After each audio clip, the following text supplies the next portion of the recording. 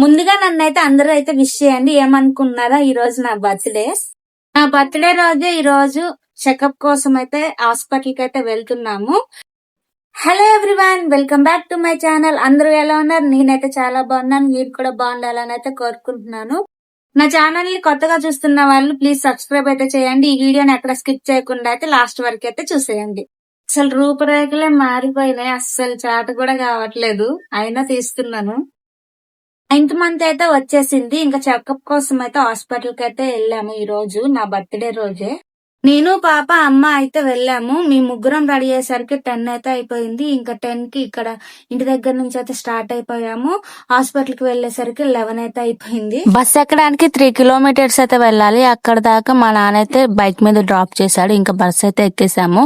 జనం కూడా తక్కువనే ఉన్నారు, సీట్ అయితే దొరికేసింది. వీడియో తీస్తే జనాలు వింతగా చూస్తారు కదా, అందుకే నాకు వీడియో తీయడానికి కూడా భయమే. నెంబర్ అయితే 69 వచ్చింది మేము వెళ్ళేసరికి.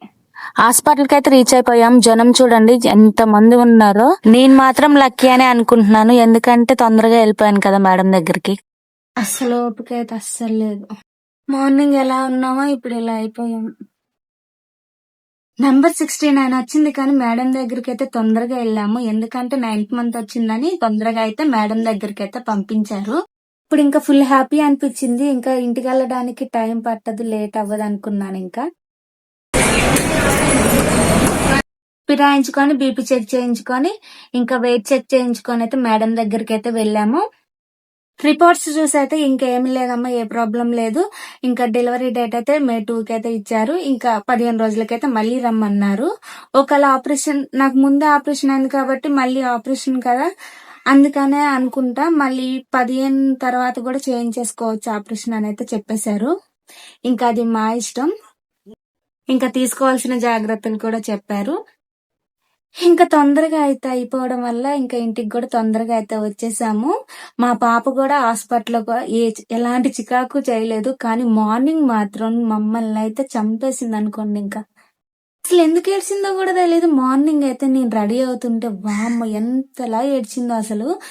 అసలు ఫుల్ చిరాకు పెట్టేసింది. ఇంకా కడుపులో కనుక వస్తుందేమో అనుకొని భయపడ్డాము. ఇంకా కొంచెం సేపటికైతే ఆగిపోయింది. ఇంకా దాని ఏడుపు ఆగాక మేము రెడీ అయితే వెళ్ళాము. మేము రెడీ అయ్యి వెళ్ళేసరికి ఆ టైం అయితే అయిపోయింది. హాస్పిటల్ కి వెళ్ళాలని ఎంత తొందరగా లేచానో అంత లేట్ అయిపోయింది ఈ పిల్ల ఏడవటం వల్ల. ఇంకా తర్వాత దాని ఏడుపు మానాక మేమైతే రెడీ అయ్యి వెళ్ళాము. ఈ రోజు నా బర్త్డే అన్న ప్రశాంతతే లేకుండా పోయింది అసలు. మార్నింగ్ అయితే ఈ పిల్ల ఆడవటం వల్ల అసలు ఎంతలా చిరాకు పెట్టిందో అసలు. తర్వాత ఇంకా మామూలు అయిపోయింది. ఇంకా మేమైతే రెడీ అయితే ఇంకా బయలుదేరిపోయాము హాస్పిటల్ కి అయితే. ఇంకా హాస్పిటల్లో మాత్రం ఎలాంటి గోళ చేయకుండా మంచిగా ఉంది, మంచిగానే ఆడుకుంది. ఇంకా మేడం రిపోర్ట్స్ ని చెక్ చేసి ఇంకా మెడిసిన్ అయితే రాసింది. ఇంకా మెడిసిన్ తీసుకొని అయితే హాస్పిటల్ నుంచి అయితే బయటకు అయితే వచ్చేసాము.